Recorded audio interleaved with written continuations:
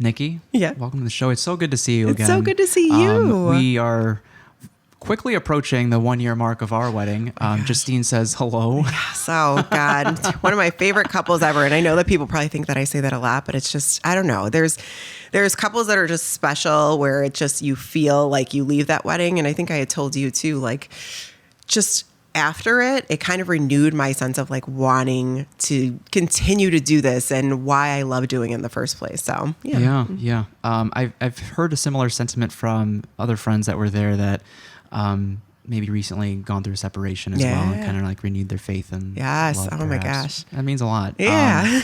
And to give listeners some background, like I first met you at the Sears Tower.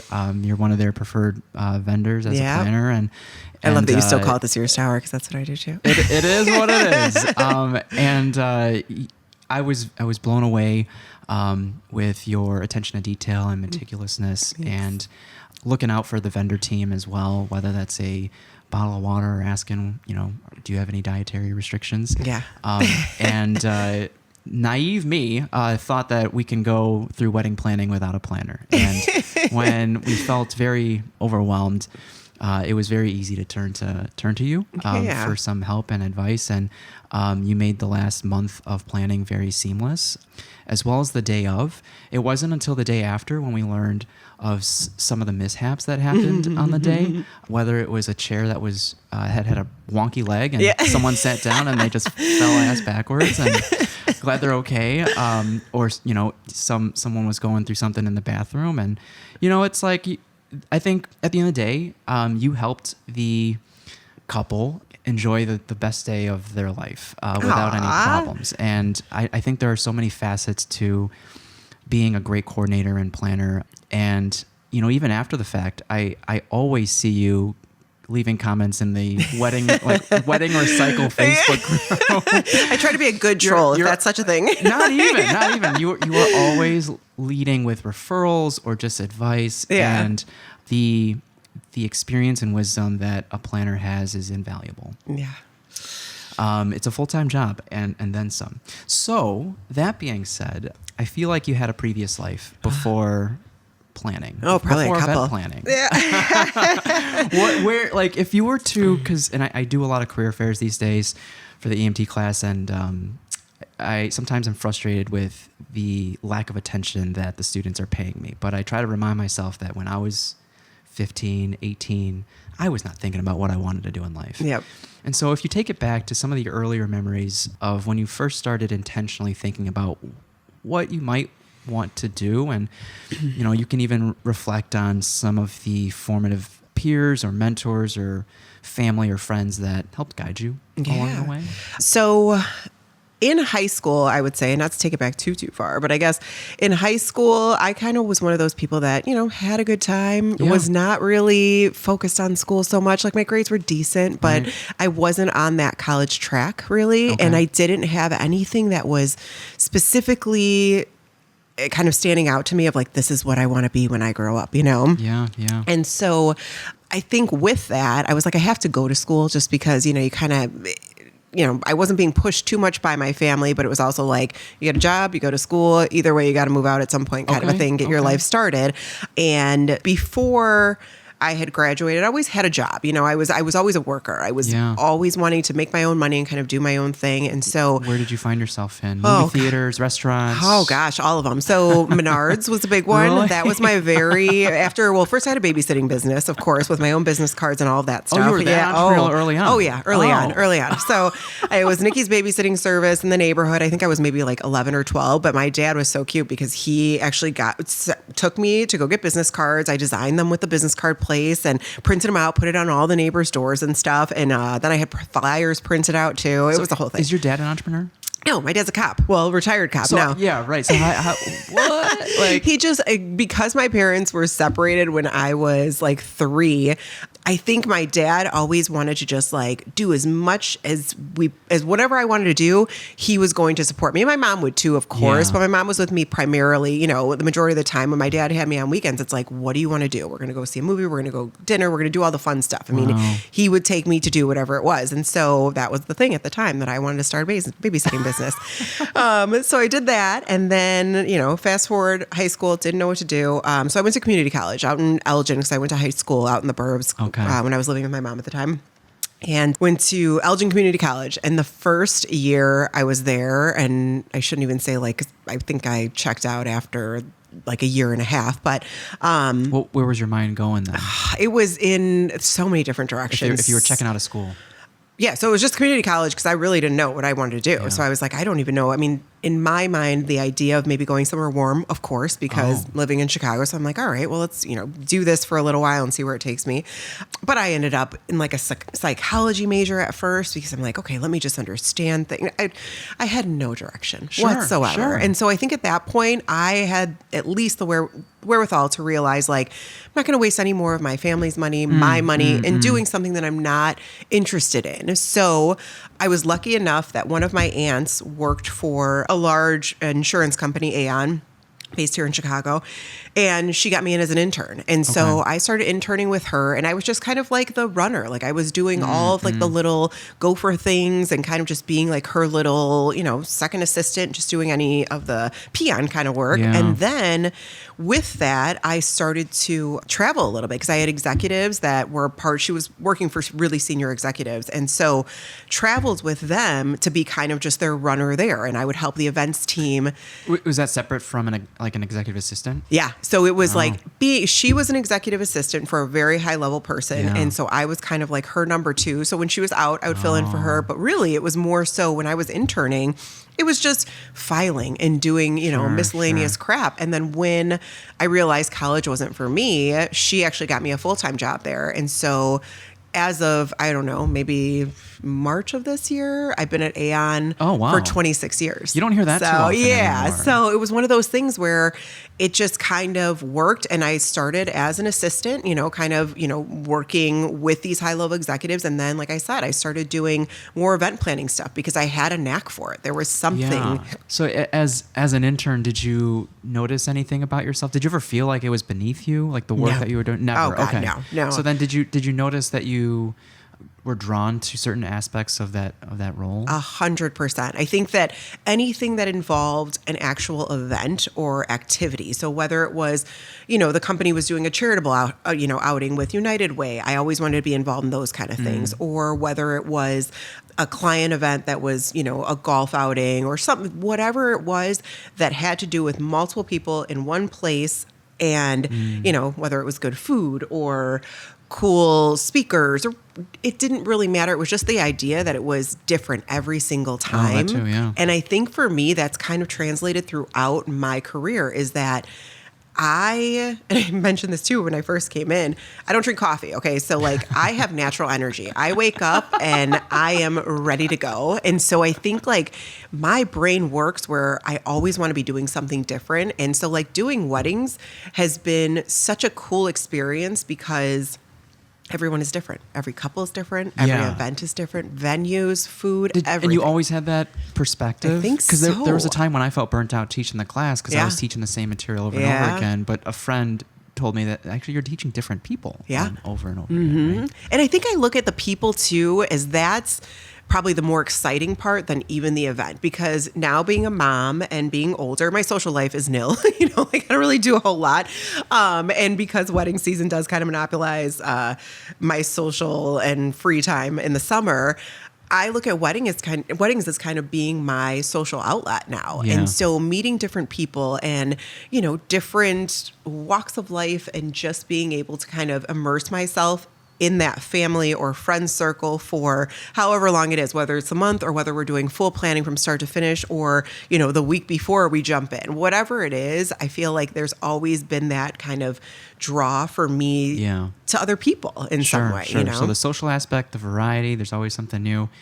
Did you ever like always notice how attention to detail oriented you were or task driven you were? Yeah. And I think, so I appreciate you saying that I have attention to detail. So Lexi, my counterpart with weddings, she's more of like my type A, every single little detail. Like if you have her do place cards, those babies are going to be lined up to a T. Me, I feel like I do have attention to detail, but big picture stuff is kind of where I thrive more. Okay. So attention to detail is kind of, it's something that I've always had, but not necessarily something that drives me or something that I really, like, I'm so glad that I have this, because sometimes I could drive you nuts, you know? When you have too much focus on one thing, you're kind of missing, you know, the forest for the trees. I'm wondering, and there's no right and wrong with this, but like, do you have the ability to move on to another task before finishing a current task? And then revisiting the current task? Yeah, I do. I do. I see that on like job applications. I'm like, I don't know if there's a right answer. Is there a right answer? I don't know if there's a right answer to it. I think everybody's different. And like, it depends too on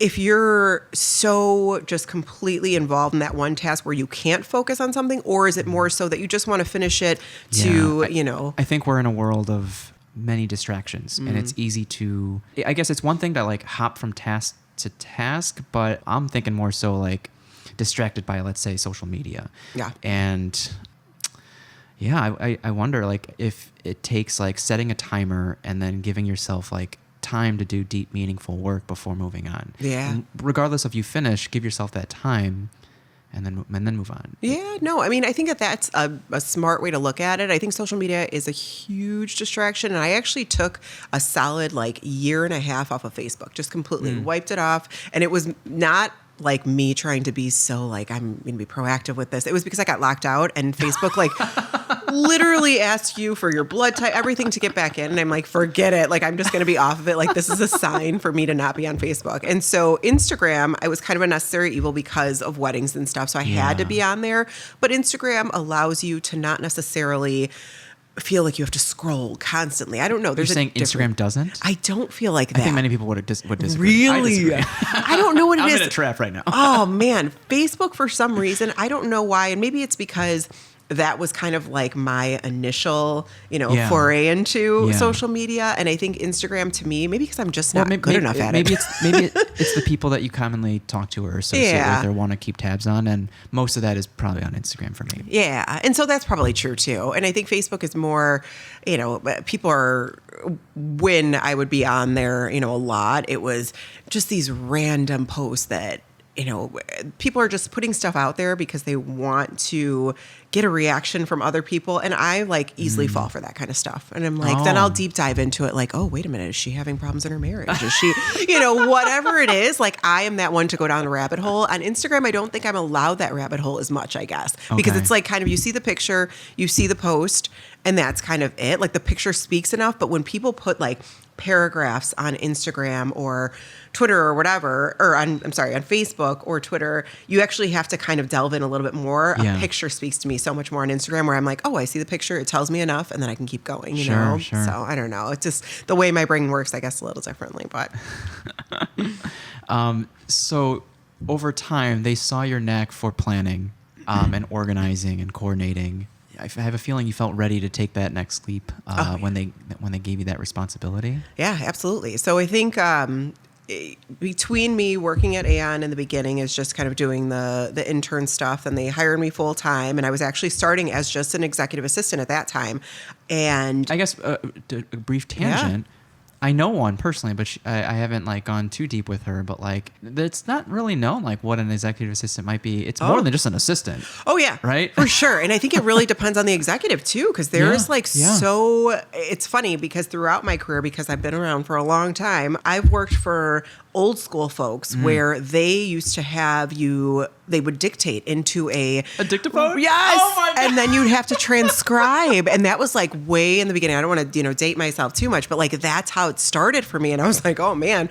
And then it went from that to people who were like, so just, they handle everything. All you need to do is pretty much their scheduling, their expenses, their travel kind of a thing, but they're very tech savvy. And so I've seen both ends of the spectrum and it's definitely, varies big time depending on Does it bleed into their personal life a little bit then? Like like how much of their personal life do you actually have to know in order to work around it, right? Oh, and I think for the most part, you kind of have to know a good amount of the personal life just because you want to be able to kind of figure out the biggest. I think the way that I've been the most effective as an assistant is being able to give back work-life balance, because I think an executive at the highest level, because I've only worked for people that have been at the C level. So we're talking CFOs, CEOs, that type. It's so crazy, their lives, whether it's their travel, their meetings, whatever it is, they have such little time for anything else. And so it's trying to give them some of that time back, trying to be able to, I'm the first line of defense. So if they're getting people asking them for meetings, exactly. Yeah. And so, I'm opening up the mail back when there was like mail all the time. I'm opening up the emails. I'm kind of, being that gatekeeper so that I can see what is really important for them to be dealing with. And then also, even if they have time on their calendar, I'm protecting that because they need time to work. Because how effective are you if you're constantly back-to-back meetings all day long? You're not actually working. You're just taking meetings, but you're not doing the work that those meetings require. So it's different. I'm at that point where I feel like I'm putting out fires left and right, and I don't have the time to free time to sit and be creative and just ponder. You're very embedded in that executive's life. Oh yeah, into 100%. The fabric of their life, almost like would they be able to exist without you?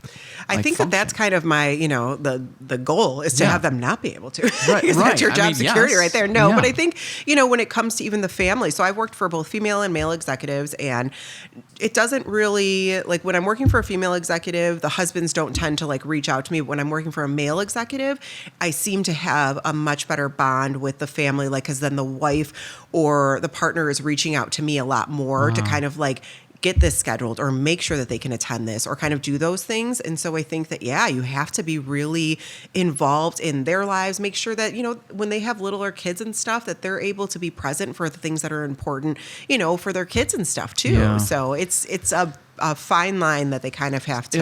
If a family unit, whether that's just a partner or with kids or whoever, we have a shared cousin calendar when we're trying to plan. Oh, nice. Is there anything outside of Google Calendar that you might recommend to stay on top of things? I think for bigger corporations, Outlook has always been kind of, because that's not only are you integrating, the meetings and the travel and all of that stuff in there. And I think it's very similar to Google and you can share it, but a lot of big corporations don't allow Google Calendars to be part of it because there's that security aspect. Okay. Yeah. Okay. And so I think that I've always worked in an Outlook world just because it's for security purposes, you kind of have to. But I think Google for personal stuff, absolutely. I mean, that's kind of your best, your best bet. And I know as people become parents and stuff, there's all other kinds of parenting calendars that help with sports coordination and that type of thing too. So I have one right now, little, so I'm not, into that world too much yet. And her schedule is starting to get busier, but not to the point where it's and that's kind of, my brain works really well when it comes to scheduling for the most part. I mean, I can kind of plan out, and my days are pretty much planned out. I mean, they're planned out from start to finish, and not in a bad way where it's I'm a robot, but more so I like to know this is how the day is going to start. These are the things I'm going to knock out today and then go to the next day. Wedding days, that's why you see a timeline. And it was funny for your wedding. I remember Tom, your band leader, he was I sent him the timeline and he's this is, I don't know what exact words, this is magical or something. He had never seen a timeline so thorough. And I'm listen, it's good to have the minute by minute. Of course, things are going to ebb and flow and the day will go, however it goes. But this is kind of, so we all are on the same page and we know that this is how we would like it to be, and for the most part, I think it did stick to that, but it was just funny getting his reaction. I've got that from other vendors too, where it's being able to just have it all in one place and know that this is how your day is going to go. If somebody could do that for you every day, I don't know, how great would that be? And we're talking not only, business stuff or work things, but also build in that leisure, build in that fun. You're hitting the dance floor at this time, this is when it all, kind of comes together. So yeah, it's the assistant world helped me go into the wedding and event world, but I will say that it kind of helped push me too, because I was lacking that creative outlet. That's why, like, where your decisions mattered. Yes. Right? You're not just kind of like dictating or like organizing someone else's life. Yeah. You are really bringing something to life. Yes, and I wanted to see kind of like the joy. And like I said, you interact with people on a regular basis, and pre-COVID, obviously we were in the office and stuff too a lot more, but post-COVID, that office life really changed. I mean, it wasn't the same anymore. And so I think being able to have that in-person kind of, I don't know, just being able to mingle. And also you add a couple cocktails into the mix and it's always a better time, And so for me, not leaving it, but like getting outside of that corporate, more stagnant, stale-ish environment versus a wedding, which is like, anything can happen and anything goes. I mean, my weddings have had everything from a drag show to, to the, what was he had? The mascots from one of those like minor league baseball teams. So, I mean, it's just random stuff that happens that it's like, you don't usually see that at like a typical, corporate day of the office. Sure. So what were some of the early events that you were tasked with organizing and planning? Okay. So I would actually say on the personal side, my grandparents they were married way back when, and they had their 50th wedding anniversary. Nice, and we have a big family. I'm Mexican and Italian. So on my Mexican side of the family, we have, second cousin, third cousins, all that. And so we wanted to do something big. It was a big deal, 50 years, and my grandparents were totally up for it. So we planned something in Mexico. And I think that was like my first, I was maybe 17 at the time. Wow. And I put together, it was a good 75 people, maybe 60 to 75 people that came. But it was everything from planning the itineraries to the gift baskets to the actual ceremony itself, then the wedding itself. Like, it was just a very cool, but I think because it was my grandparents who were so dear to me, it was that much more, I don't know. It was like every little detail mattered to me because it was so, I wanted to see their smiles every time they would see something. At that age, though, where did you get the inspiration to implement these little details, though? I don't know. Honestly, I really wish that, like, people will ask me that, like even family members, like, how did you even think to go and get like personalized beach towels or something? And I don't know. Like, it just was something where I'm like, what would make people say like, wow, this is really cool? Or like, what would they appreciate and actually use, down the road? And I feel like my grandparents loved every single aspect of it. And it was more so like just having the people that you are at the core of it. That's like the most important thing, and just the people that were there and being surrounded by so much love, but also having these little details where it was like, you'd forever remember each of these details. Like I made a CD back in the day, a CD of like all of the songs throughout their relationship, What? And so, so like the different songs, like from when they first met, like the doo-wop and all that kind of stuff, Who all did the you way have through. To talk to get oh my that? God, aunts and uncles. But then I was Googling, I was doing all the things. And so stuff like that where, I knew it. And my family at that point had told me like, this is something you need to be doing. Like, this is wild. Like this is more your calling. That's so cool. But I just didn't know if it would transfer from people I loved to events for people that I didn't necessarily know, in that way. So. So then what was your relationship with money at that time? Like, was it easy to get the budgets and like you had a after those events, like you probably had an idea like, oh, these things can cost a decent amount of money. Yeah. Well, that's when my grandma first told me, she's like, you know what, Nicki, you have the champagne taste on a beer budget. Like, because I was just asking people like, okay, hey, this is what we're doing. And my family was so great. Like everybody chipped in to do it. But I realized that I definitely, the budgeting part of it is not my forte. Like I am not, if I have to, if somebody says like, this is what we're working with, I will only show them vendors within this range because I don't want to blow out their budget. But at the same time, budgeting has never been my thing. The other thing we haven't mentioned is just like when someone is putting an event together, if you're not in this world, like you don't know what you don't know. As far as like, what are the possibilities even within your budget? What could it be? Oh, yeah. Whether that's, and you were the first person to leave a voicemail on that phone, but like whether it's the phone or a photo booth or, like what could a photographer do? Walk around the room, take photos of all the tables, like whatever it is, like I guess you don't know what you don't know. Yeah. And a planner can be very instrumental to that. For sure. And I always tell people too, I don't go into every like initial conversation selling myself because for me, it has to be you have to have a good vibe and you have to really kind of mesh well in that initial conversation. But what I'm trying to do is at least open their eyes to say, like, some people don't necessarily need a planner. I'm not saying that. And, you know, some planners might be like, no, but you don't, because if you have a venue that, say you're having a wedding at a hotel, they're so well staffed and they're so, you know, really tuned in to all the things that need to happen because they do it so much and they do it on such a large scale for not only weddings, but corporate events, all of those types of things. So you don't necessarily have to have it. But what people don't realize is the things that planners and coordinators do that have nothing to do with, you know, just setting out your decor. We're talking about, I remember you and I had talked about, like, I'll go walk your dog if I need to, you know, like I will shuttle grandma, grandpa around. Like those are the kind of things where we're just trying to alleviate any stress, any kind of, you know, worry throughout your day. And I think if you don't ask if a planner or a coordinator can do it, you'll never know. I was not expecting that. For sure.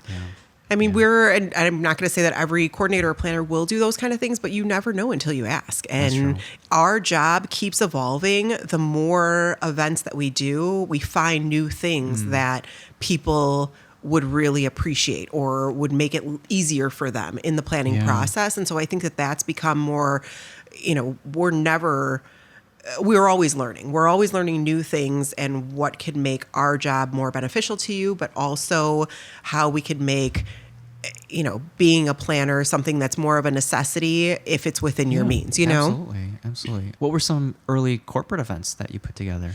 So I got thrown into the fire really early on. There is something, it's kind of like every big corporation, typically for like their top, you know, earners and type of thing, they'll do different events. And so we had one at Aon, it's called ERT, where it's just, you know, it's a rewards thing where it's just you bring your spouse or whatever and you go. And so I was, maybe 16, 17 at the time when I did it. And I was going more as kind of an executive, like assistant, but not meaning like the executive was there and I was just kind of like his assistant, just doing all the little things. And so I would check them into the rooms and then I would make sure that they had their keys and little things like that. And then the events team kind of just pulled me in. And so we're talking like a good, 300 people or so that were attending. But this is like a really just beautiful over the top event where it was like to the nines. It was at the Arizona Biltmore Hotel. And I remember it to this day because it's still one of like the most beautiful hotels. And I've seen a lot now, but it's just like architecture wise, it's just stunning. But it's just a sprawling property. And I had a golf cart. I felt like I was so cool because they gave me a golf cart and like a little earbud. And I was like, I have finally made it. And so I was driving around these executives and I was, you know, bringing them to their spaces. I was bringing they had gift bags and all that kind of stuff. And so stuff like that were just the little things behind the scenes in the events that I got initially involved in. So a lot of it is the putting together of things. So like even now in weddings, it's favors and those when people would really do like actual favors. I remember early on, I had a wedding that it was a Mexican wedding and she had maracas. And so I had to tie these little gift tags on 350 maracas and like with a ribbon. And here I am like sitting in my room, you know, 2 days before the wedding doing this. So it's like stuff like that still hasn't really changed much. Granted, I don't do that really these days, but you know, early on, it's just, you're trying to do all of the things that whatever needs to be done, somebody's got to do it. And so that's kind of early on, that's what I was doing for Aon. And then there's another big insurance conference called RIMS that I had went to, and that was in New Orleans, which actually was very cool because I kind of tagged on the back end of it and was able to like have some friends come and meet me there after. And so I actually got to enjoy New Orleans. But the event itself was just a very massive, like, you know, just like, oh gosh, I can't even think what's our big McCormick Place. Like one of those big, massive conference spaces and just thousands of people. And you have like Aon had their one area with all their pods and you're just kind of like giving people pamphlets or doing whatever. Kind of like a trade show. Yeah, exactly. So stuff like that where I was early on in it. And then, you know, just as of late, we did an event in Boca that was just like from top to bottom, just, you know, getting the guest list together, just all the things. Amazing. And yeah, it's been really cool. I feel like I've seen my kind of career evolve over the years and it's like, man, to go back to, you know, putting all together those little gift baskets and stuff like that, or name badges and stuff. I'm like, oh, thank you. I am no longer that having to do those kind of things, but those things still need to get done, you know? Yeah, and so yeah. it's just, it's cool to see. I'm glad that I started where I started because it was able to give me that experience, and not even just humbling, but it was able to show you this is what it takes from the very smallest detail all the way to like people walking in the door and having a cocktail, you know? Right. So there's a lot of moving parts in any event. When did you feel confident enough to create your own planning business? So I got married in 2015. And prior to that, I had maybe about 3 or 4 friends that had gotten married. So I would say maybe about 2010 is when I really knew like I could do this, because I was helping other people, like friends, not getting paid or anything, but like they would ask questions. And because I had already done some corporate events, I just felt like I really kind of had the knack for it. Sure. And it wasn't something that was stressful for me. It came relatively easy, and it was never something that I saw brides and grooms or, you know, just couples in general getting frustrated with or stressed out. Those kind of things didn't stress me out. And so when it came to planning those weddings or helping plan those weddings, and then my own wedding, after my own wedding, I was like, you know what? I have all this stuff left over. I'm going to rent it out. And that was kind of like the first part of it. And then I realized I don't want to rent any of this stuff out, because then you have to clean it. Then you have to, it was a bad idea, but it did open the door for me to realize like, okay, I don't have to rent stuff out, but I could help people, like offer consultations or sit down with them and kind of just be able to give them whatever experience and knowledge that I had to be able to help them in any way that I could. And so that kind of, it just snowballed really quickly. And I got my first wedding. It's actually somebody that's local to this area in Pilsen, a wonderful family. And they were the beginning of pretty much Mack Wedding Design, because they helped me from that wedding. I think they've given us like 10 weddings since. I mean, like nice, friends and family. And we're just like, we did their baptism for them, you know, I mean, just like all those kind of things. And so that was thrown completely into the fire, though, because I think that I was not fully prepared for the undertaking that I was going to do. And so it was great. Such a good problem to have. Oh man, it was wild. We got through it, and I was so glad. They were so happy. And the fact that since then they referred us so much, they realized that or they didn't see all the things that we thought everything was just burning to the ground, but it was really, it was working. We were just managing it, barely holding on by a thread, but we managed it and we got it done. What were some of the common frustrations that you saw in other people's planning process that came naturally to you? Oh gosh. Okay. When people always think that DIY is super easy. So for creative folks, absolutely. And I will say firsthand, I am not somebody, if you show me a picture of something, florals, maybe I can kind of, get somewhere close to it. But if it's like something that involves, just putting something together. Justine didn't make it to the rehearsal dinner because we were messing around with the cry cut. And even just like the plastic coming off like the signs. I'm telling you, like all of those little things that people think are going to be easy and save them money, spend the money, or have a friend that's really creative. Like my mom is one of the most creative, like just naturally talented people. And so she could make anything. She's got beautiful handwriting, all the things. I don't have that as much. And so I think that people take for granted, actual skill versus just, I've seen it on TikTok or I've seen it on Pinterest. I could do this. This looks easy. And sometimes, easy it comes easy to some people, but it's not necessarily come easy to everybody. So I think that's the general misconception. And also people assume that a wedding could be so much cheaper than,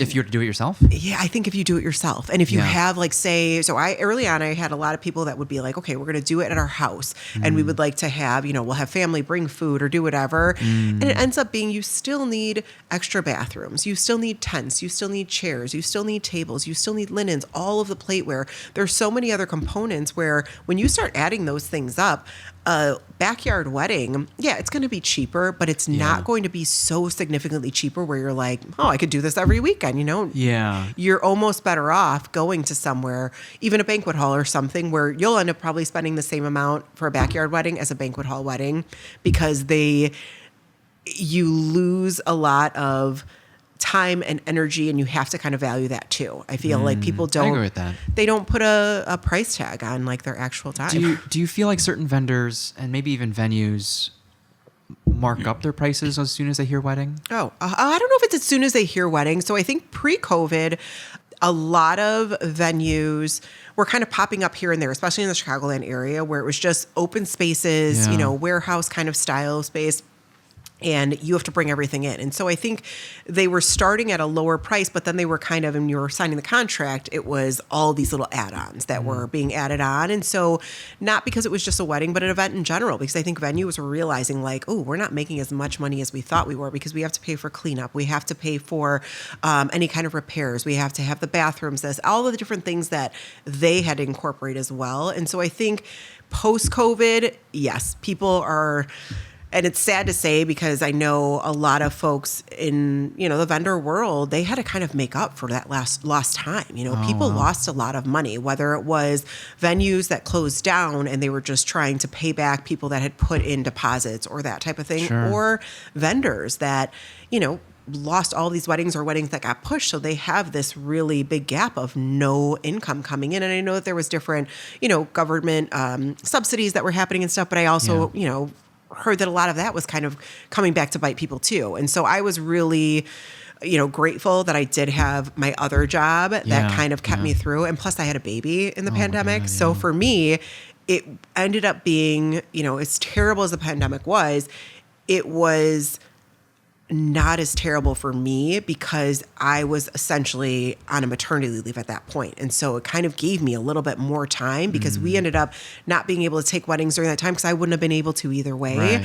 Right. So I think that, yes, venues and vendors don't necessarily mark up when they hear wedding, but I think that there are cases when people see that if there's a bigger budget, there might be that kind of... From my photography perspective, projects will differ, whether it's for personal use, for like Instagram, dating apps, whatever it is, or... Wait, did you say dating apps? People can use it for dating apps, whatever they want to use, right? Stop! Photography for dating apps? We'll get a little creative. Oh, okay. We may have to talk about that later. Not photography dating apps, but no. I'm just saying, like, if you want to use these, like, what are these photos used for? Oh, got it. Okay. Are they for social media, dating apps? Are they going to be put on a billboard in magazines? Are they going to be printed, 100%, marketing use?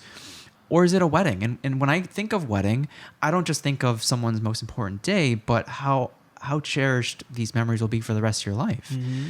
And to me, there's more value in that. Mm-hmm. And so it sucks to like, oh, yeah, this is a wedding. I'm going to ask for a little bit more. But also, there's a lot of work that goes along with it. And I think that that's a big misconception, too, with couples. Some people will say, like, we don't need a photographer. Everybody has phones, whatever. That's one thing. But this is all you have left, essentially, minus, life and bliss and all that good stuff. But I mean, this is all you have left, is whether it's photo, video, like those are going to be the memories. And after my wedding, my grandpa had passed away. I would say I got married in September. He passed away in May. In May of that following year. And so having him on video and being like himself, and that was probably one of the last times that he was like still so full of life, even though he was sick. And we didn't know at the time that he was sick. But being able to look back at that video, even though, the groom in it is not so, important to me anymore, but having those videos, it's just, it's so much more powerful and important to me, and I think the photos, same thing, just being able to have those there, and life changes. And even, having my wedding pictures, being divorced, my daughter will be able to see, my wedding pictures and be able to look at those. And it's not, at that time, it wasn't a bad time. So it was kind of like, these are memories that I want to have. That's such a healthy perspective. Oh my God. Yeah. It took me a while to get there. Don't get me wrong. But no, I mean, I think it's a very, it's a very real thing to need to have those memories to look back on. And your wedding, it is at that point in time in your life. Some people have had kids prior, or maybe decide not to have kids, whatever it is. But like that, for a lot of people, is the most important day. And so thus far, I think it's important. With, and I agree, like after you do one large event, somehow if you do good work, business starts to expand. Mm-hmm. With that, as well as eventually becoming a preferred vendor at this year's tower, it's just like, did it ever dawn upon you that like, should I leave my day job? So it's been one of those things that I have toiled back and forth for years. And anytime I start feeling like a little bit burnt out with my day job, I do think of that. I think for me, though, weddings wouldn't have the same level of, I don't know. Zeal? Yes. Yeah, because it's not a day job. Exactly. And I think that I'm fortunate enough to be able to kind of pick and choose the couples that I work with. Yeah. You know, I don't have to take every wedding that comes my way. If I don't feel like we're vibing on the initial phone conversation, I'll politely be like, you know what, I think that this planner or somebody, somebody else might be better suited for you. As nicely as I possibly can, but I want to have a good time too. And I think that you have to have a good rapport to make the whole thing go, well. And if I had to rely on weddings solely as my bread and butter, then you're more reliant. Oh my God, you're so much more reliant, and then there becomes the whole insurance and all of those other things too, that as a, Small business owner, it's rough, I'm going on year 3 without insurance. See, and that's wild. Like, it's wild to think. And I think because it's not just me anymore. I think if it was me as just, an individual, but I have a daughter. Right. So there's a whole nother level Those of benefits do add up. Yes. And my daughter is on the spectrum. And so she requires, speech and OT therapy and different things like that. And so I want to make sure that I can give her every possible thing that she could have, to help her and to, help her development, absolutely, grow. And so that's kind of something that I need. And I don't want to rely on something because I don't think it would be as fun and I would enjoy it as much if it was my only job. I don't know. And plus, I live in Chicago. So weddings in Chicago, I would have to take on more winter weddings, which is not really my jam. I've done a few New Year's Eve weddings, more than a few New Year's Eve weddings, and a couple winter weddings here and there, but only when I really like the couple, because otherwise you have all of these other elements that are thrown into play. Blizzards, people's flights not coming in, just anything that the weather can throw at you, transportation, all those things that I don't want to have to really do. We're in our 3rd fall right now. Oh gosh, it's the worst. You can feel like spring and summer at times, and then it goes away. It's so funny because I walked out of the house today and I just threw on like a jean jacket. Yeah. And I knew I was going to get in the car. So like I'm, getting in the car, getting out of the car. I'm not really walking around today. But my little one, she's in a sweatshirt, winter jacket on, full on. And I'm like, this is wild. Because yesterday she had no jacket on and was just running around. So yeah. So I think, I've toyed with the idea of making this my only job, but I think that for me right now, I'm really content with the couples that I work with because, this is just my personal opinion, but once for a planner or a coordinator to be able to rely on that as their only job, you not only have to take bigger, more lucrative weddings, but you also have to take on more I shouldn't say problematic clientele, I guess. Sure. The bigger the wedding, the more logistics, the more personalities, the more demanding, all of those things. In certain industries, they might claim that the bigger the budget, the less back and forth, the less complaining.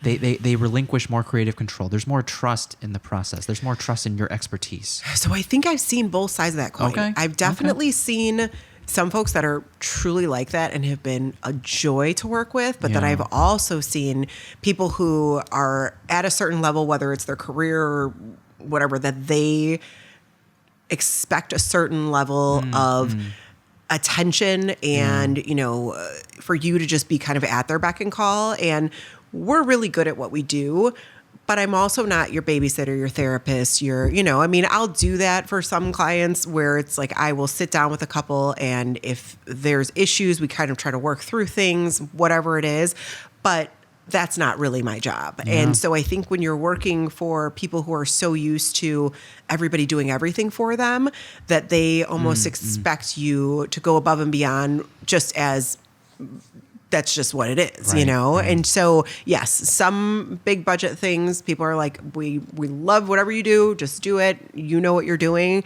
And they just go for it. And other people really want to have their hands in every little detail. It's like, why did you hire me? I don't know. And that's what I'm saying, it's funny because I think too, I found that a lot of clients will hire us because their parents are really involved, and so they want a buffer. So they're essentially... That's tricky. It's so tricky, especially when I like the parents and the couple. Like I've had very few clients where, and there have been some, don't get me wrong, but I've had very few clients where I don't like family or anybody that's, part of the couple or close to the couple. Yeah. But there have been those few occasions, where we love the couple and the family is a nightmare. And I'm like, oh man, we would have never actually taken them on if we would have known what we were getting ourselves into, but you deal with it as professionals and you go through it. But also, like, to your point earlier, when it came to the vendors are my people. So I always try to take care of my vendors, because not only are you working with me on this event, but I will likely see you at other events. And not only that, just be a good human, just be good to other people, because that will bring you, friendship, business, just whatever it is, it will come back to you in some way. And I'd rather it come back to me in a good way, And so I always look out for my vendors. And there's been situations where, as a planner, you have to step in to be kind of that buffer between another vendor and the client, because the client isn't treating them the way that they're supposed to, or flip side, right? The vendor isn't, So I think that the planner, there's other things too that kind of go back to like, what does a planner do? God, there was one last year that dinner was done, we were doing dancing, and the DJ. So there was like one last like ceremonial thing that they wanted to do on the dance floor and at least get a picture of, but the DJ really wanted to play a certain song, and so we didn't it was like approaching time of us leaving. After this, you have to tell me who the DJ is. Yeah, and the DJ just would not stop the song and allow this picture to be taken, and so we're just like, and I'm looking over at the planner, she's just chilling. I'm like, what? Oh my gosh. Can you help us out? Oh man. And I think too, there's definitely this, I guess not even resurgence, it's kind of an insurgence of people that just think that they know how to be organized. And so, I'm going to be a wedding planner. Yeah. Well, you start somewhere, and I feel like everybody has to start somewhere. I didn't start being a great wedding planner. I had to kind of work my way through it. And wedding planning, when it, initially started way back when people started having weddings, it was a full service thing. But now, in the last, I would say 15 years or so, this month of coordination kind of concept has come about, where there's people who are very capable of planning their own wedding, booking their vendors, doing the contracts, all of those types of things, getting their decor ideas together. They just need somebody to kind of put it together and bring it to fruition. Mm-hmm. Well, that's how month of coordination kind of, got birthed. And so I think that has led to a lot of people who just think that they're organized and they plan their own wedding. So now I can do it for everybody else. But I mean, it's wild, because some of those people, I'm not going to knock them, because they might be able to do that. I mean, we all, like I said, we all start somewhere. But for those folks that don't necessarily have the skill set, or haven't, worked with another planner or another coordinator and shadowed and kind of worked your way up into it, you're going to be that one that sits on the sideline and lets things happen, like a photo is not getting taken. That's when you do step in. That's when you're supposed to step in, because you're that person. They're hoping that you can kind of, I always tell my clients, I think I told you guys on our initial calls too, my job is kind of like an insurance policy, okay? So like, we come in to ensure that all your time, your energy, your money, your hard work gets brought to fruition, and your vision comes to life without the stress, And so we're here to ensure that. But if we can't do that, then you probably could have been just, as well off not hiring anybody. So I like to make that differentiation between, people who are like day of planners or day of coordinators, whatever they want to call themselves. Don't ever hire somebody, and this is like a PSA, do not hire somebody that says they're going to come into your wedding, a week before and be able to be there all day, and it's going to go off. Like without any prior research and people will say they're a day of coordinator, so they're going to come in that day. Of course, they have to talk to the client, a week or so, but I come in 4 to 6 weeks out, because for my own team and my peace of mind, I want to know all of the vendors. I want to build that relationship with them. That rapport too, yes. Right? Yeah. And know that we're all on the same team, and we're going to make sure that all these things, work the way that we want them to work, and also building the relationship with the client too, because think about it, at your wedding, like when we get there, I like didn't even want to leave. Like I was like, just the hugs at the end, like that's how I want to feel after every wedding, you know? And I think if you're just coming in a week out, how do you get that? How does that happen? It doesn't. I mean, I can't imagine that happening. It's tough to expedite that process. Yeah. I mean, that's just, it's not natural in that sense, you know? And I mean, organic. On my end, that's why I try to offer like engagement sessions, like as part of the deal, just like so we can just like hang out. And and I always say that if you're going to hire a photographer, Yeah. you should be using that same photographer for your engagement session. Like, why would you not? Same thing with makeup artists.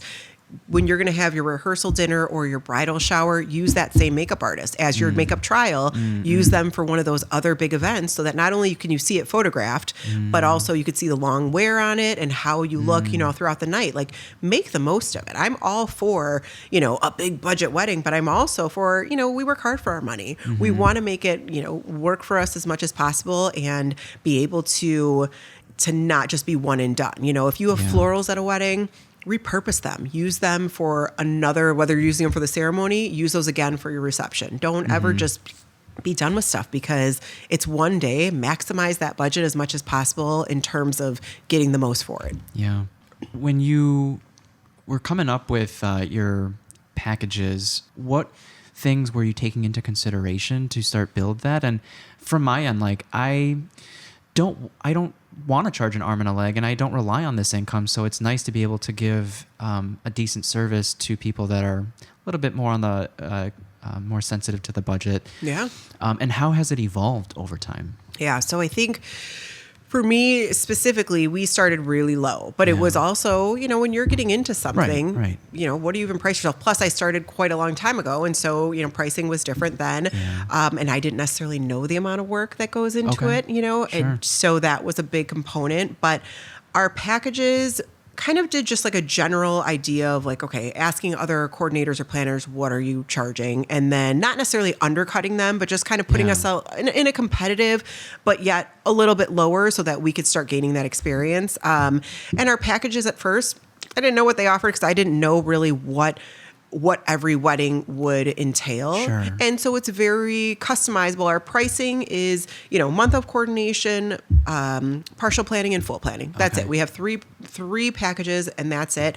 Within those three packages, the only difference is month of coordination is just that 4 to 6 weeks of, you know, pretty much everything, helping you with vendors, timeline management, and then day of stuff. Yeah. And then partial planning is for those people that are like, you know what, we do need a little bit help securing some of our vendors or taking a look at contracts, negotiations, any of those things. So, but they also have the big bulk of their stuff done. So like if you already have a venue, you already have your caterer or, you know, some of your vendors and you just need to lock in your florist or need help with design, that's more of kind of the partial planning. Gotcha. Full planning is, this is our budget. Yeah, this is the amount of people we're having. We like this idea of, you know, look. So whether it's industrial or, you know, farmhouse, whatever it is, this is what we're working with. We need you to help us plan it start to finish. So I think that every single one of those becomes even further customized based on the clients themselves. So if the client already has kind of a vision, they have a Pinterest board, this is what they want, then we start sourcing those vendors for them and giving, you know, they give us the budget based off of, you know, this is the low end, this is the high end, this is what you can expect on the low end, and this is what you're going to get on the high end. But it's wild because I think the wedding industry in general, and you probably know this too, there's such a vast spectrum of pricing for every single vendor. And, you know, I know some planners that do a percentage of your wedding, you know, I know, and it could get really, really pricey. And I think that that's something too, in the back of my mind, that's always kind of been holding me back from ever making it my full time, because I got into this because I saw that there was ways to have a wedding and still being kind of conscious of your budget and not having to have millions of dollars to be able to spend on it, you know? And so I want to help brides, whether it's us doing the stuff for them for a lower cost or being able to find vendors that are solid, but can do it for a lower cost. I'm all for that, because as long as I know that the whole team is going to work together really well, it doesn't matter if you're the highest paid photographer or you're the lowest one. If you're going to do a solid job, you're going to do a solid job. The lowest ones sometimes don't realize that they're undercutting themselves, you know? Right. But yeah, I would say in general, our packages have evolved from the start. I think my first wedding, that very first one, and it was 3 different locations. We had a ceremony at a baseball field. We had and then the ceremony itself, it was wild because it was amazing, but they had a caterer for the ceremony to do like appetizers. So they were having like a party at the ceremony. So it was almost like a mini wedding before the wedding. Wow. And it was a lot. And the whole day, I think, was like 17 hours. It was a long day. And I think I charged maybe $750. Yeah. So after that, our prices went up considerably, just because we saw like how much. Granted, since that wedding, I don't think I've ever had. Maybe I've had 1 or 2 that have been that much like work and complex. So you kind of live and you learn, and you decide. And obviously, there's people that I could charge more to if I see that it's going to be a lot more work, or it's going to be more. They're just going to be more picky and that kind of thing. Yeah. Are there ways to tease that out in a initial consultation? For me, it's been that's kind of a struggle for me. So initially, for the most part, my pricing is what it is. So like we have a month of coordination pricing, and then the only thing that we add on to that is like a tear down option at the end, because we realize that not everybody needs tear down at the end. And so month of coordination will get you all the way through the timeline, and then get you to, you guys are on the dance floor. And typically if you have like a late night snack or something, we'll be there from when you're getting ready to about 10:30 is on average. That's a long day. It's a long day. Yeah, it's a long day. So like 10:30 on average. And then if you want tear down, then we stay till the very end, plus another like 90 minutes to actually box everything up and that kind of stuff. So that's a really long day. But I think that package is kind of the main one that doesn't change. There's really nothing that, that gets added on to that. And I always tell people, because I want people to feel comfortable too, because that was something that I realized. I don't want a nickel and dime. I don't want to have these little add-ins that get snuck in at the end. Yeah. I want people to feel comfortable, like knowing this is how much I'm expected to be paid, or this is how much, I'm telling you that we're charging. And that's it. You don't have any sneaky hidden things at the end. The only time that stuff like that will come up is, we have a couple weddings that they bring in their own booze. And so sometimes you run out of certain things. You don't know what your guests are going to be drinking primarily. Yeah. So tequila has been a big one lately that they burn through it real quick. And so we're running out, grabbing liquor for them. And so that's just, us paying for it. Sure. And then you just have to reimburse. You made that offer as well. Yeah. So stuff like that. Wow. But then our like partial planning and stuff, we have a set price on it. And then we just kind of say like, if we're to add on more of like design work, and it really comes down to our time. I'll take as many calls, do as many text, emails, however many you need, because I want to make sure that we're all on the same page and that it's going the right way. But if it comes to more in-person sessions where we're meeting with vendors and we're actually doing face-to-face meetings, that's where it kind of, requires a little bit more of us. Yeah. And so that's when the pricing will kind of fluctuate. We'll be like, okay, well, we're going to base that off of, we'll have this certain number of sessions with vendors or with the couple. And then we do obviously a walkthrough and rehearsal and stuff, which is included. But then if there's, more meetings that we need to have, if we need to sit down with the caterer again, or if we need to sit down with your florist and go over more design things, whatever it is, then we'll do that on a case-by-case basis. But we're pretty upfront with it, that this is what we include right off the bat. And then if there are other things that you want, that we'll have to discuss those kind of pricing things. But I mean, it's pretty nominal. It's not anything that's like, they're going to get freaked out by. Keep it simple, right? Yeah, keep it simple. Exactly. I'm sure you've been to like vendor meetings without the couple. Mm-hmm. For the most part. Is it because they are too busy, or because they don't care? They could. I don't think. For the full planning, it's pretty much because they're just putting their trust in you, and it's like, hey, get this together. And obviously, they'll get a recap from the meeting, and they'll get visuals. And a lot of those people with bigger, or not even bigger budget, but just full planning weddings, they're more visual anyway. So as long as we kind of get on the phone with them after and send them, what we're looking at or what we're planning on doing. But for the most part, the couples are involved with the weddings. Okay. Yeah. And it's better because then you're playing like phone telephone where it's like, okay, well, we talked about this. Very good at communication. Yes. I think one reason why our day was so great is because I think the effort we put into the vendors and the planning, and just then seeing it all come to life. Yeah. Right. What about, you ever I don't know, you probably don't have time for this, but like every time I'm at a wedding, during dinner with the vendors, I'm like, would you ever think about a dream venue space? Oh yeah. Well, so here, the end game for me is to have a venue. Yeah, that right? would be my end game. Yeah, and so Lexi and I have talked about it a few times, and just because we've seen so many spaces, and I think that who better to be able to kind of visualize the perfect venue than a planner who has seen not perfect venues, beautiful venues. There's a space over here not too far that is kind of like dreamlike. It's called the Garrity, and it is stunning, and they have all the bells and whistles, but it is a blank slate, and it's Keo Designs owns the space, and so they do all the design work in it. But it's just massive. So there aren't a ton of spaces that can fit, 350 plus weddings. And there are quite a few of those weddings now, especially post-COVID.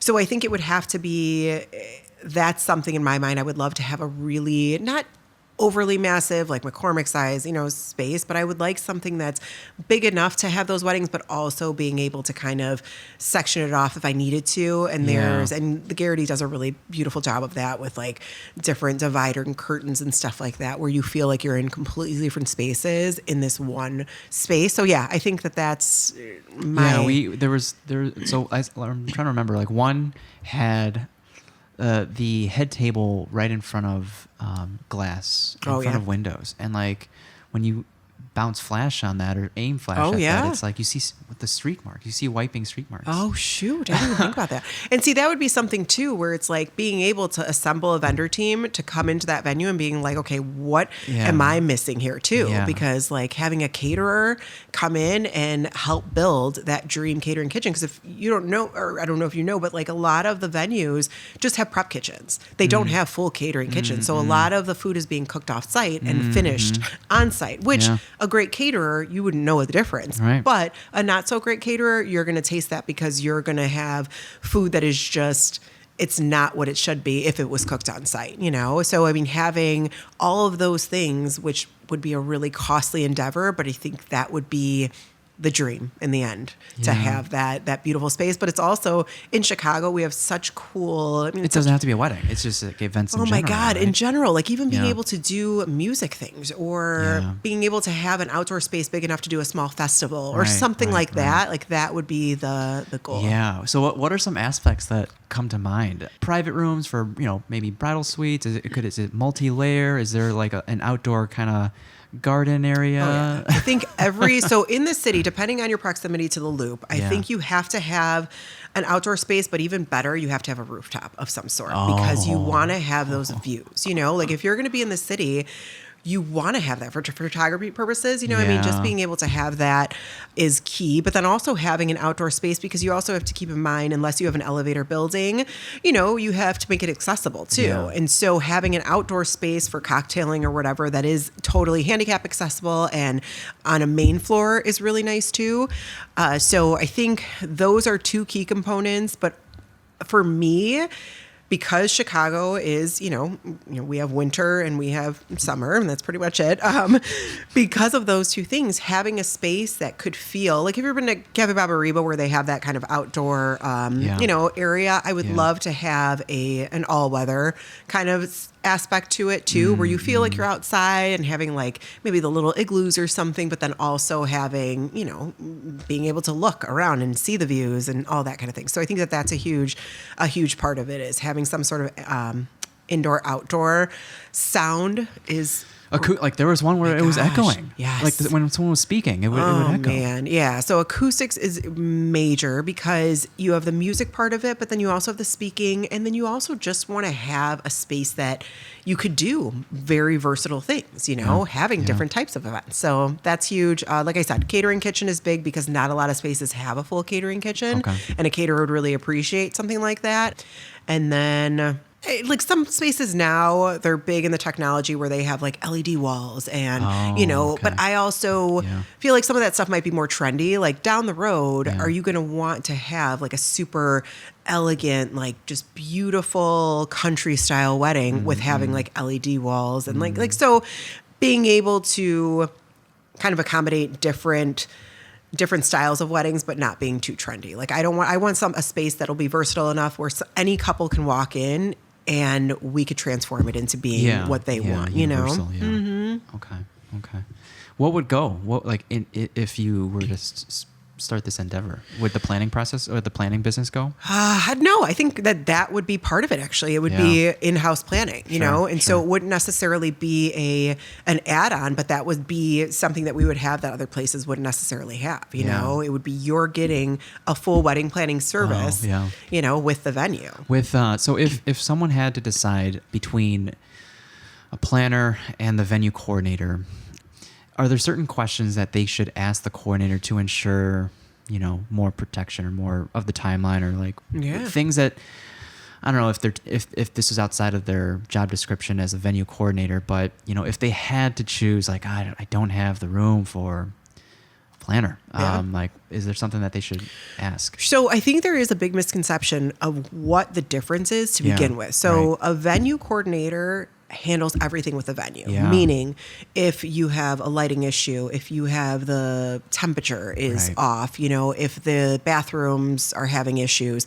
they handle everything on site with their venue specific, but they don't do anything. I mean, they will help with a timeline, mainly just for their part of the timeline, you know, like once you get into their venue, this is what's going to happen, but they're not going to do anything beyond that. They will, in most cases, you know, venue coordinators have certain vendors that have worked at their spot before, and so they kind of know how they work. But you have to be very clear that a venue coordinator, unless they're a really, really nice one, they're not doing it as a favor. They're not doing it because it's a job description. You know, and make sure you tip them if they are doing that. But you know, they will typically not put out your decor. They will not be reaching out to any of your vendors ahead of time, besides just to make sure that they get all the things that they need, because the vendor coordinator will require, and a lot of venues do now, is ensure like COI, so your certificate of insurance from each of the vendors. So they need to have that. They need to make sure that the vendors are aware of their load in, load out times and all of their policies. But aside from that, the venue coordinator is really specific to just the venue. So once you're in the venue, you're in good hands, because they'll be, you know, handling anything specific to that. But your coordinator or your planner is your kind of personal assistant for that day. You know, I mean, they're actually handling the stuff that has to do with your specific vision, your specific vendors, and you as a couple. You know, I mean, that's what we do. We want to make sure that getting you from that point of your morning, getting ready, all the way up until you get to the venue, that all of that stuff goes well. And then also, you know, we've had instances where, you know, a guest has been overserved. Well, a venue coordinator doesn't jump in on that. That would be a planner that steps in with a caterer, most likely, to kind of, you know, either cut them off or escort them out if there are other issues, those kind of things. So the planner coordinator is very separate, and we do very different jobs, but we do work very well together in the sense that we're all there to ensure that you have a great day, but we're working on different components throughout that day. I not shudder. I think shudder is kind of an extreme word, but when I hear like, oh yeah, we're going to use the venue coordinator, or my sister's, you know, she got married recently. She's going to help me out. I'm like, oh, I don't know about that. You know what? I think that too probably helps spawn month of coordination, because a lot of like families are probably getting sick of like, hey, we want to be able to enjoy this too. You know, we don't want to have to do all these things. Like parents, this is their day too. Yes, it's the couple's day, but your bridal party, you've asked them to be a part of your big day. The last thing that you should be doing is putting them to work, you know, unless that's something that they enjoy and they, you know, volunteered to do it. But to your question before, I would say the specific things that you want to ask a venue coordinator, if that is your only kind of option, is to ask them if they will set out your decor. Will they set up place cards, any of the little things that you'd be responsible for? And also in those situations, don't hesitate to, you know, utilize your caterer either, because full service caterers can be your best friend as a couple. I mean, they're really great. And especially, you know, a lot of the top tier ones here in Chicago, I mean, fantastic staff and fantastic, just, they want to make sure your day goes, you know, just as well as you do. And so they're going to jump in wherever they can. So they will set out your table numbers if they need to. Like any of those little things, I would actually go to the caterer before I would go to the venue coordinator for those types of things, to be honest. And the only thing, you know, either of them could say is no. And then you got to figure out your plan B. But for the most part, I think that you have a team working with you, and just try to use every single aspect of that vendor team to make it all run together smoothly. Yeah. When someone's planning a wedding, or when you're planning a wedding, like what's the list, like priority list as far as like, what are the earlier things that we need to get set prior to moving down that list? Yeah. So I think initially your budget is the very first and foremost, but your budget, and I think people really need to realize, is that your budget is dictated by your guest count more than anything else. And a lot of folks don't realize that. So they're thinking, okay, well, my venue is this huge chunk of, money. No, but really you're paying for every single person, and this is a scary number I'm going to throw out there, but we've noticed in the last 2 years, every single guest for a mid-range to a higher-end wedding is valued at $350 to $550 per person. And that's going to be for your catering, for your venue, for a couple vendors, and depending on how elaborate your decor is. So we're looking at, your average wedding, there's no more, it's very hard to have a $30,000 wedding these days. Yes, if you have a 100-person wedding, it's more doable, but you're going to have a lot of concessions. So I think that people need to just first realize that your guest count, that's where you're going to have as much wiggle room and as much control. Because once that's set, then every other aspect comes into play, because every extra guest is going to make more tables. And then that means more centerpieces, and that means more chairs if you're bringing in outside stuff. That's so true. Oh, man. So it is. It's like, I don't think people realize that as much. From the guest perspective, from my perspective, like from what I hear and what I haven't been to too many weddings as a guest, but like the monetary gift amount on average, and it's whatever you're comfortable with ultimately, but people think, the cost of their plate, their dinner. No, and you know what, here's the thing. I don't know, I sympathize with that in some aspects, because I feel that as a couple, you're going to, your food costs are what they are. You want to have your your guests eat a solid, good meal. Okay, so that's that. So on average, the food costs are anywhere from $150 to $250 for a plate. Yeah. That's kind of where we're at now in Chicago. But you're deciding whether you want this elaborate floral design and all, these installations. So to put that on the guests. You can't put that on the guest. Yeah, and ultimately, a gift is a gift. It is. And you are inviting these people because you want their presence, not because you're expecting a monetary gift from them. Absolutely. And as much as it's you see the ultimate bill of what you're paying for, and you're like, oh, yeah. You are asking these people to be there simply to be there, not because you're expecting anything more than that. And know, too, that you are going to have some people that just come to your wedding. Absolutely. And that's it. And you know what? And that's okay, because you invited them because you want them to come. If you're inviting people expecting a gift, you are going to be so disappointed. Because just know, I will tell everybody, nobody has a wedding these days and makes back. You're not going to make it back. It's just not. It's not going to happen. I'm sorry to burst that bubble that I think, and there's guests that are going to be so much more generous. There's going to be guests that do what they can. Yeah.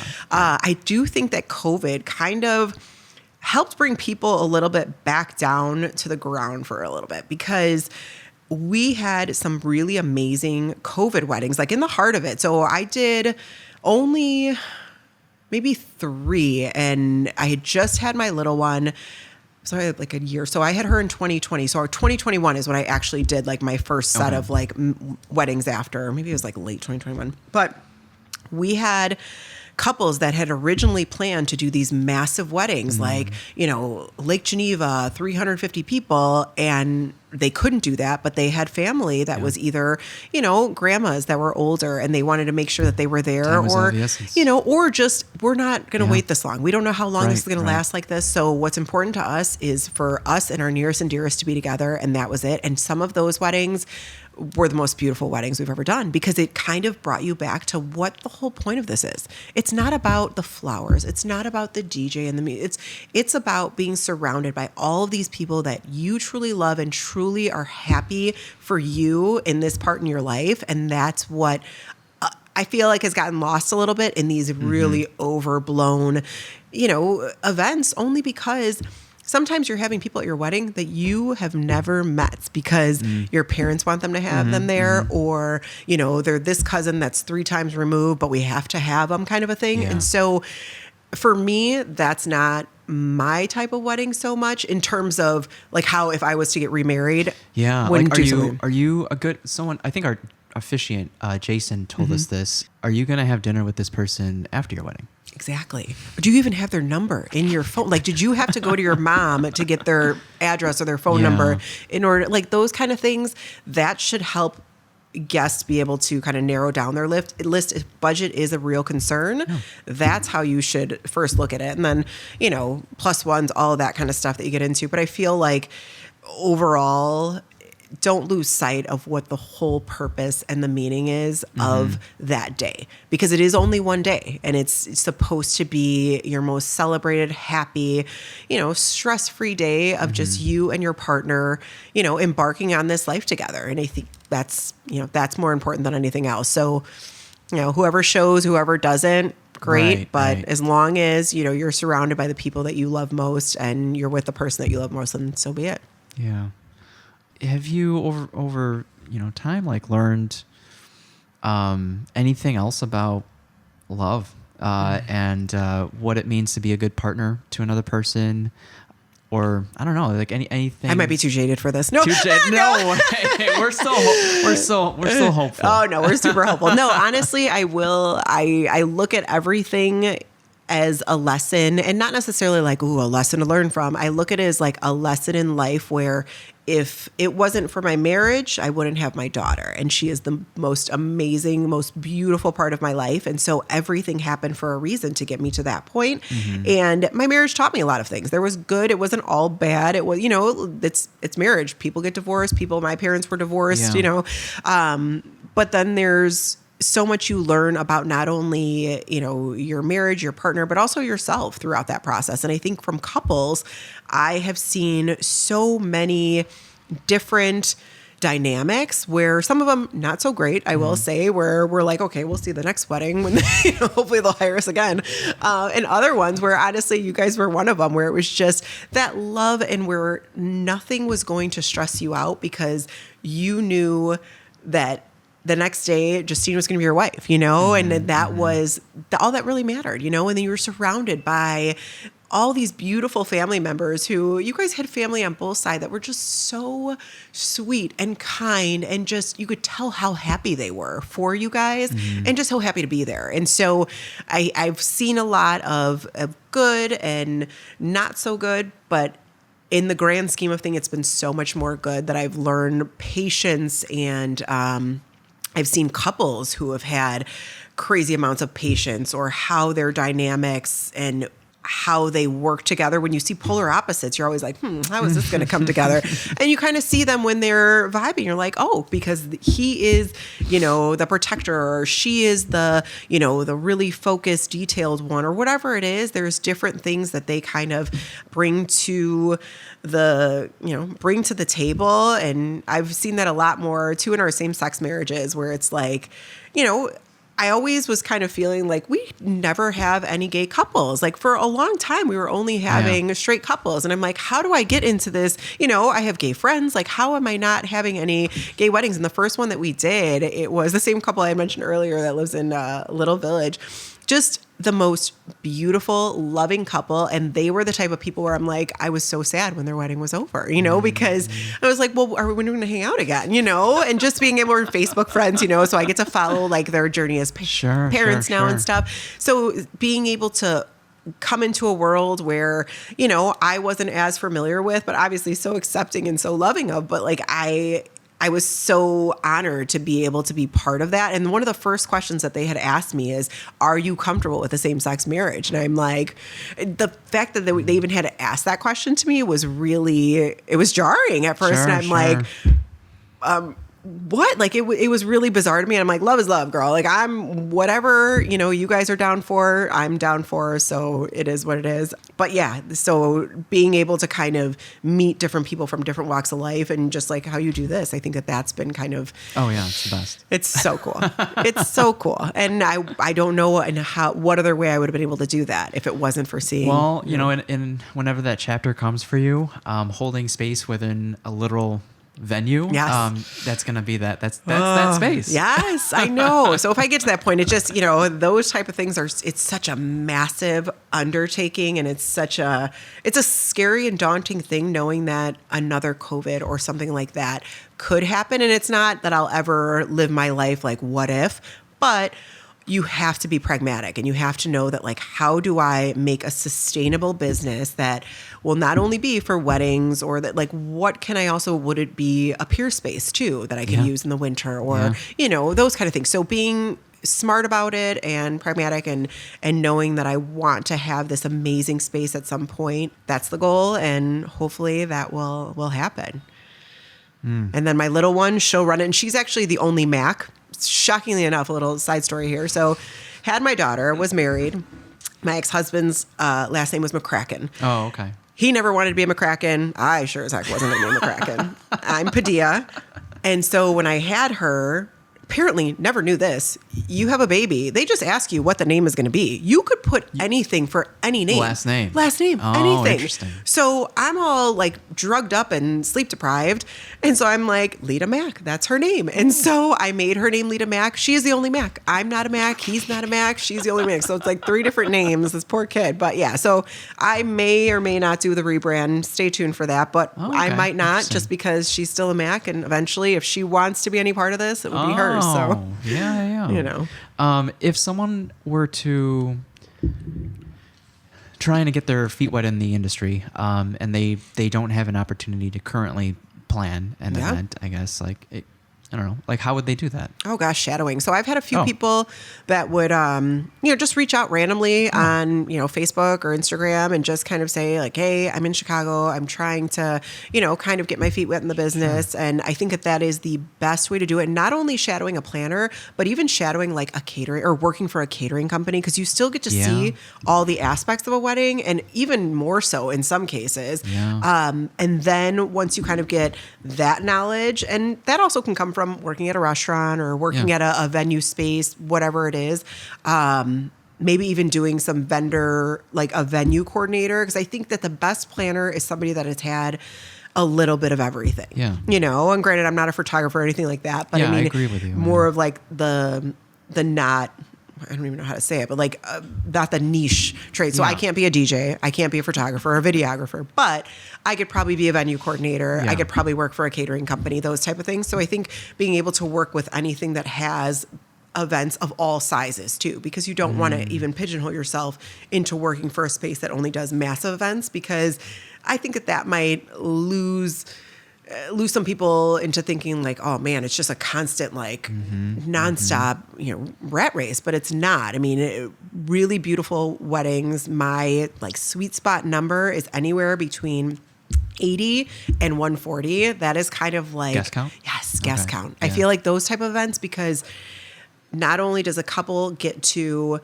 really be able to interact with all of their guests, but it's just a nice size group. You're a big enough group to have a good party on the dance floor, but you're also a small enough group to not, lose each other on one side of the space and, only say 2 words and then you're off, Sure. So yeah, I would say starting and shadowing. That is the first thing, reaching out to planners, coordinators, and just saying like, hey, can I, when they do that, shadow, some might, have a cost to that, but how can they be helpful on day of? So the biggest thing would probably be to, we do a lot of lifting, to be honest. Like we do a lot of, moving things from one place to another. And I think the helpful part of that is making everything go as fast as possible. And so the bigger team line, sometimes I'll bring on folks for just the setup portion, and then I cut them. Like, I just need you guys to come in, just get the venue set up, and then you're done. Because really, you don't need more than 2 coordinators there, like to run the rest of the day. I like to have 2 personally. Some people work with just by themselves. Yeah. But I would say like helping, being just an extra set of hands initially, and then being that extra set of eyes. So always having your people kind of being in different sides of the room to be able to spot anything that could be happening. So whether it's a buffet style wedding where you see that the buffet is running low, if you're not working with a full service caterer, you need to kind of, go and tap whoever it is that needs to be refilling that. Or sometimes it's us that we've had to do that, And so things like that, if a glass breaks, we have to be the first ones out there to make sure that that gets cleaned up. So little things where you're kind of just observing, I would say initially, that's a really, a good skill that you have to have, is be able to kind of read the room in all different areas. I mean, I've seen it where, we're looking at family members, and obviously we always ask people ahead of time, are there any family issues that we need to be aware of, guest issues that we need to be aware of? And a lot of times, divorced parents, they can't stand each other. Yeah. This one needs to be on this side of the room, whatever it is. So we also have to kind of monitor those situations too, to make sure that there's no, any kind of things that are happening there, and being able to intercede with minimal distraction. We don't want it to be the focal point that these two are not getting along. We want it to be that, we just had a conversation with them and then all is well, So I think being a good observer is the first thing, but being an extra set of hands is super helpful. Yeah. And just always asking questions. Yeah, I mean, I'm totally open to a million questions. Ask away, because they might be questions that I never thought of that are good questions. So I would say that is probably my best advice. That's super helpful, the last wedding I worked, it was actually like 3 different on the day of, like planners, coordinators from the planning team, and they worked shorter shifts. Oh, yeah. Yeah. Probably the way I should be doing, let me tell you, because I'm not getting any younger. I was going to ask you how you recover. So the following day, well, like I told you, so I pulled my back the first wedding of the season, and then I got COVID the second wedding of the season. Yeah, so I do have a lot of energy. I have a 3-year-old. So my life has to be, you have to bounce back. You have no option at that point. But I will say, after working like a 14+ hour shift, the next day, oh man, I mean, my feet are just, your legs, your feet, they're killing you, And so I think that that's with age, with anything. But I wouldn't feel comfortable leaving a wedding personally. I might do that with like assistants or whatever, and kind of like, rotating them out. Sure. But I don't think I would be comfortable with leaving a wedding. The communication has to be top notch. Yes, and it's one of those things where my clients they're relying on me because I was their point of contact. So I would feel like I was kind of bailing on them, Maybe the 3 were involved in the whole process. Yeah, right? maybe. I didn't ask them about it. Or they're smarter than me, because that would be phenomenal. And I mean, it probably works. I mean, I'm sure that it has to have its benefits, but I think it's more of a personal thing for me. Sure. I'm just like that. Like, I want to see everything to the very end. Is there anything we haven't talked about? Mm-hmm. Oh, what have we not talked about? Yeah. God, it's probably so much, but personally, is there any part of you that desires that you wish you had the time to cultivate your own personal love life? Oh, yeah, 100%. I do feel like I am a bit guarded, though. Having a daughter, it's different. So when I've been single in the past, pre being married, you just kind of are open to, going out on dates or, meeting people, and you go to places like bars or whatever that I don't go to anymore, for the most part. And if I do, it's with my girlfriends because we just want to have a girls' night. But I think that in life, she is my priority and the most important thing, which I'm sure, most parents would say, but because she is so little right now, I'm kind of just cherishing this time and just wanting to be as present as I possibly can, because it's so fleeting. I mean, I turned around yesterday, I'm like, oh my God, like, you're going to be 4 in June. So it's so fast that this has passed by. So I'm like, I can hold out for a few more years, like, I'm not getting any younger, but at the same time, I go to the gym a lot. So I'm like, maybe I'll meet somebody at the gym. Who knows? Like, I'd rather it be an organic thing. Like, I'm super scared of apps. Like, I have all the apps, not going to lie, have them all. But the second somebody likes me on it or sends me a message, I immediately I can't, it's just weird to me. I think it's because I watch way too much true crime. And have you ever heard of, there's a podcast called The Tinder Swindler or something. Well, that too. But there's a podcast called Something Was Wrong. And that one is all these dating, just completely. Yeah. Oh, man. Yeah. It just freaks me out. On Justine and I's first date, she had the mace in the hand. Oh, yeah. And I'm a homicide detective's daughter here. So, I'm even more hyper, vigilant and aware. And plus the idea of even bringing somebody else into my daughter's life. As a child of divorce, my parents were pretty willy-nilly when it came to that, I would say. And I wish that, not that it was a ton of different people, but there was a lot of not so great ones Sure. before you got to the good ones. Sure, and sure. because they were figuring it out too. And Yeah. so I want to avoid that at all costs. Like I'm not at a point in my life where I feel like, oh man, I really need to have, I'm a pretty self-sufficient and, you know, I have a lot of family and friends. And so, yes, would I love to have a partner at some point?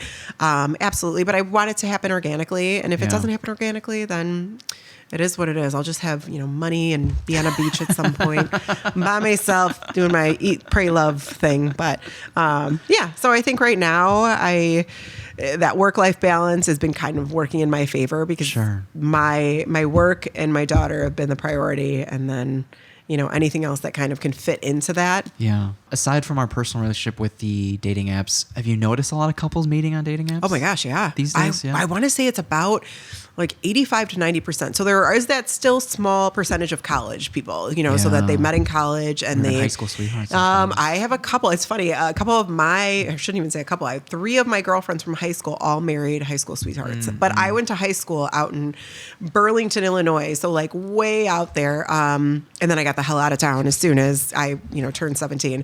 But yeah, so I would say that there is that small percentage of that, but primarily it is dating apps. Yeah. And, I'm trying to think if there's some people like through work or like friend to friends, but that's even like few and far between now. Right. But COVID brought, I mean, we have so many people that met each other during COVID on apps and then are now getting married. Yes. You know, so that's the good percentage of our business, I would say. Yeah, it's tough. It can almost feel like a game sometimes, knowing what messages to send and to sound good and to come off good. And then you decide to meet in person. It's just like, you are not who I thought you'd be. Yeah, and I'm so not that person because I'm really like sarcastic and like will crack jokes and bust balls. Like I am that girl. And so I feel like I might come across a little bit too, I don't know. Like So what if there was a dating app with just video? Ooh. Without captions, without photos. See, I would love that. And then you can be expressive. Yes, I would love that. But at the same time, there's apps that allow the video, and I still haven't done them. So, I mean, okay. yeah. So I think I know that some have like FaceTime video options, but they have can you send video prompts. messages. Oh, video messages? No. Yeah, like Hinge, but with video. So you have prompts that the app provides. You respond to these prompts, but in video form. And so when you scroll through, you'll see videos instead of images, and then prompts that they're responding to in video form. See, I like that, and I feel like that would give me a better sense of because pictures. You know, you can look at pictures and it's funny because I'll look at the initial picture of somebody and be like, oh, they're cute or whatever. And then you go like through a couple and I'm like, oh no, like it's not, you know, what I thought you looked like. And I know that in person and I've yet to meet anybody in person from an app. Like I'm still not at that point. And it's funny because I travel for work every once in a while. And so I didn't realize like this is how naive I am to dating apps. Where you go is where your location switches. So I was getting messages. I'm like, oh, this guy is really cute. So I like actually messaged him back and then realized that he was in Texas, you know, in the state that I was in. And I'm like, cute enough could be worth it sometimes. I know. You know, I heard from a friend, it almost, because she has a knack for dating kind of having long distance relationships, and that in a way kind of protects your own personal space. Yeah, and see, maybe I do. That probably is more what I needed right now. Like honestly, I think that would pen pal in a way, right? Yes, exactly. Like, and if we happen to be in the same city, we can meet up. But yeah, that I feel like would be. Where's that dating app? Because that's the one that I actually want. The one that it's like I don't want to be in a serious relationship. I have a kid. I have a lot of jobs. I'm very busy. Yeah. But at the same time, I don't want people to feel like, oh, she's too busy. She can't do it. If the right person comes along, of course I'm going to make time. And if it's going to, feel right and organic, so be it. But, after you get divorce is nasty. And not necessarily for all people, but it's such a painful process that it took me a really long time. I would say like at least a year after I got divorced to even be open to the idea of ever being with somebody ever again. It was rough. And, mine was specifically, it was really difficult, which I'm sure most are. But yeah, I think that the idea of dating has just slowly started to creep into like my brain now. So I'm becoming more open to it. And obviously, I've been doing a lot of like soul searching and kind of working on myself. So I work out a lot, and that is kind of my woosah, and I go to the gym every day, and I feel like I am the best version of me right now. God, yeah. And so that's the best thing you could do for the people around you. Well, and that's it, you know, and I don't think that if I would have been one of those people that just jumped into something right away, that wasn't me anyway, but like to jump into something right away, I would only be bringing 10% of myself to the table versus, you know, now I feel 100% because I think every relationship should be two people, not 50-50 contributing, but two people that are 100% coming into something and just making each other better, you know. You're not dependent on this other person, right? You know, and that's, I'm fortunate enough to not be financially, you know, dependent on anybody else, and I'm able to take care of myself, and I would just want somebody else who is fully able to take care of themselves. And they're just adding. You're adding to each other. Yeah, that's what a true partnership and relationship means to me. And so if that person comes around someday, then so be it. Or if I, you know, start with a friendship with somebody in that sense, then great. But there's no real like. It's interesting. It's like because the photographer I mainly work with, she's shared that she's been hit on at weddings. Yeah. Right. And so like when you're across that many individuals, one would assume that like the likelihood of meeting someone is higher. Oh yeah. But depending on who you are, you're probably going to try to keep it professional. Oh yeah, absolutely. Yeah. I think, for me, poor Lexi, like Lexi is this cute as a button. Oh, no. Oh my God. She gets hit on all the time. And I think I have more of a like, not standoffish personality, but I'm busy. I'm working. Like I'm not as approachable when it comes to that type of approachable. Sure. Like if you're a guest and you have a problem, absolutely. But Lexi's just so little, and now she's married and she's got this big ring on her finger. And so I'm like, now it's a little bit more of a deterrent, but that poor girl, every single wedding, it would be, you know, brothers of the brides. It would be groomsmen. And of course you add liquor into the situation. So then I'd be like buffer for Lexi trying to get in the middle there. But I have had a couple weddings where people get a little, you know, friendly, and it's more just like in fun. It's never, you know, but it is kind of nice because that's my, you know, toe dipping, you know, just like, do I even have like, how do I even talk to people anymore? You know, in that aspect. Yeah. It's weird. It's a very weird thing. She'd be the photographer. She'd be like, you know, snapping photos on the dance floor, and like some certain guests would just like start dancing with her. Oh my gosh, it's so funny how bold people are, and it's just, I love it because. I mean, I love it to a certain extent. Obviously, you have to be working within people's comfort zones. But I love it when older guests, especially like older men, like old men. I love when they're like flirty or cute, like in their old school kind of way, because I'm like, okay, it's not inappropriate because they were raised in a different time. Obviously, they're not like touching or anything, but when they say things, it's just so different as opposed to like a drunk guy coming up to you and being like, so we've had guys that one of the weddings that we did, he just kept, actually, I think it was the wedding that we were at together. Oh, really? Yes. Oh, no. He kept sitting next to Lexi and I and was asking us like, so like how, you know, how many weddings you got? Like all these wedding questions. We're like, dude, we're trying to work here. So like we just kept getting up because it was dance floor time. So it was like everybody was, I think it was the same one, but he was really not taking a hint at all. And I'm like, come on, buddy. Like we're here, we're working.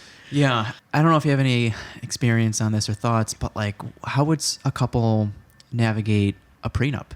Oh, well, I didn't. So it kind of takes out the romanticness, right, of it. So I think it depends. You have to be a certain kind of person to be both going into it and just being, you know, we both are career professionals. We both, you know, have our own assets and stuff. And this is more of like, not necessarily looking at it as a business decision, but more everything that we go into our wedding with, you know, that we had previously is ours previously, but everything going forward from that. So it's a weird conversation. I know that there's been some couples that have had that mainly because parents are, you know, really pushing it. But it can be a source of contention. So I think it just comes down to the couple. If a prenup is something that causes like a major fight between a couple, there's other issues there that I think need to be kind of worked through first and that's a trust thing. You know, I don't look at it as a prenup as being a negative thing. I look at it as being, hey, we're being smart about this. You know, not all marriages last. And that's a very real thing. If the marriage or if the divorce rate wasn't as high as it is, then maybe I would have a different, you know, idea about it. But, you know, let's be real. You know, if I have this much and I have this house or whatever it is, these different things, should things not work out a year from now or whatever, I want to be able to not hate this person and go through this crazy process of, fighting, because I think that was probably one of the issues within my marriage. I didn't have a prenup and I was more of the successful one. And so when it came down to it, that was the biggest source of contention, was the money part of it after. And I think that causes so much more. And then in the end, you end up paying money to lawyers anyway. So it's is divorce without an attorney possible? I believe so. So I think that but you have to be really amicable. I mean, you have to be coming, and how many divorces? I mean, there's some out there, but how many are truly amicable where you're like, hey, this didn't work.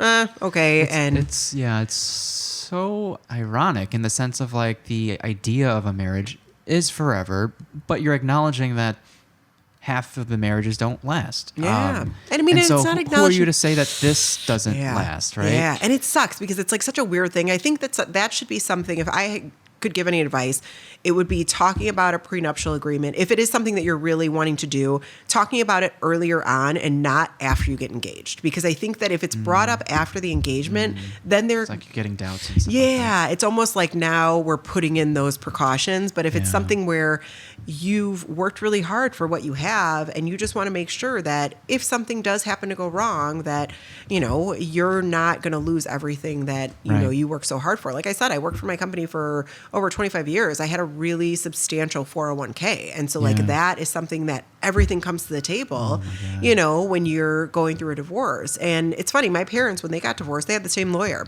Technically, I think you do need a lawyer for divorce. I mean, I'm not a professional, but mainly to do the paperwork because it's just a bunch of lawyering. But the arbitration and exactly. Yes. And so just to be able to actually submit it and do all that. But you could probably, if you had a really amicable divorce, you could use the same lawyer and just say like, yep, we agree. We're splitting it half and half, whatever. But yeah, mine did not go that way. And so that was one of those things where I wish I would have had a prenup, but shoulda, woulda, coulda. You don't know those things. Yeah, the other end of the coin and side of the coin is just like, if you did truly love someone enough to get married and we do separate, then what's mine was yours. Yeah, exactly. Oh. No, I know. And I think it's harder when it is kind of lopsided, I guess, financially. And that's when it comes into play. Yeah. So, I mean, every relationship is different. And I just think communication and being able to talk about all those things, because a lot of couples don't talk about finances. They don't talk about how you're going to raise kids. Yeah. And as much as I'm a very I was Catholic, raised Catholic, right, but I'm not a Catholic. And we didn't do pre-Cana or anything like that. Yeah. And so I do recommend though to couples, not necessarily do pre-Cana, but like seeing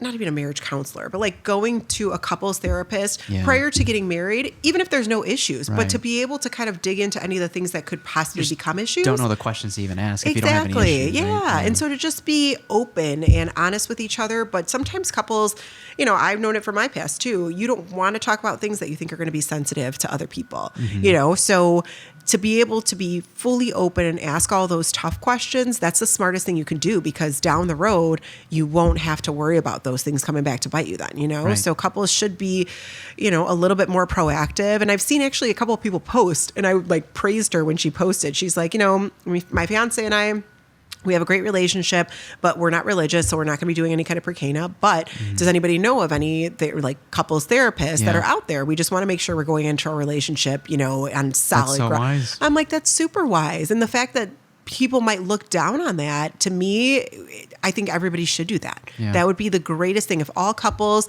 I mean, granted, I might be out of business at some point because everybody just gets married and then they won't get remarried. But no, I think that that's a really smart thing to do. And that's being not only cognizant of the fact that marriages take work and they're everyday work, not just, we work on it when we have a problem. We work through every single day to make each other better and also make our marriage stronger and better. And that can give you the foundation in some senses. Yeah. Yeah. I don't have any other questions. If you want to be found, where can people find you? So Mack Wedding Design for now. Our website is www.mackweddings.com, and we're also at Mack Wedding Design on Instagram and Facebook. Nice. LinkedIn at all? No, LinkedIn? No. My LinkedIn is more on my corporate side, so I keep that one for. Yeah. I probably should add it on there too, but awesome. then I'd have to end up working for doing weddings for the people that I work with on the other side. So might be just bleeding those us together too much. But yeah, so this was fun. Thanks. Yeah, it was a treat. It was a pleasure to see you again and to learn so much more about you. And I think anyone listening, whether you're planning a wedding or trying to become a planner, I think there were a lot of great nuggets. I hope so. In the episode. Yeah. All right. Awesome. Everyone, thanks for tuning in. We'll see you in the next episode. Until then, stay curious.